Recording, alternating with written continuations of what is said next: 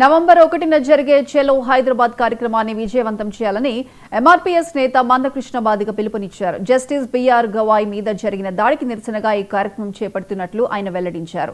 దళితుల మీద జరుగుతున్న దాడులకు నిరసనగా హైదరాబాద్ వేదికగా తమ గళాన్ని వినిపిస్తామన్నారు. కులాలకు అతీతంగా ప్రతి ఒక్కరూ ఈ కార్యక్రమంలో పాల్గొని విజయవంతం చేయాలని మందకృష్ణ కోరారు.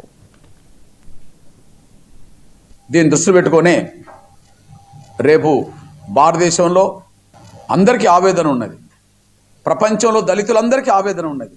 ఏంది చీఫ్ జస్టిస్ మీదనే దాడి జరిగితే కేసు ఎందుకు నమోదు కాలేదని, ఎందుకు అరెస్ట్ కాలేదని భారతదేశంలో ఉండబడే కోట్లాది మంది దళితులకు ఆవేదన ఉన్నది. ప్రపంచంలో ఈ భారతదేశం నుంచి పోయి దళితులుగా జీవిస్తున్న వాళ్ళు చాలామంది ఉన్నారు, వాళ్ళకు ఆవేదన ఉన్నది, కానీ పరిష్కారం లేదు. కాబట్టి ఆవేదన ఉన్నమాట ఎంత వాస్తవమో పరిష్కారం కోసం జరగాల్సిన ప్రయత్నం చేయాల్సిన మాట కూడా అంతే వాస్తవం. కాబట్టి దాడి జరిగిన రోజు ఖండన చేసిన రాజకీయ పక్షాలన్నీ ఇప్పుడు దాడి చేసిన వ్యక్తిని అరెస్ట్ చేయమని ఎవరు మాట్లాడతలేరు. దాడిని ఖండించారు కానీ అరెస్ట్ డిమాండ్ చేస్తలేరు. దాడిని ఖండించారు, కేసు నమోదు చేయమని అడుగుతలేరు. ఇక్కడ ద్వంద్వ విధానం. దాడిని ఖండించారు కానీ అరెస్ట్ గురించి మాట్లాడతలేరు.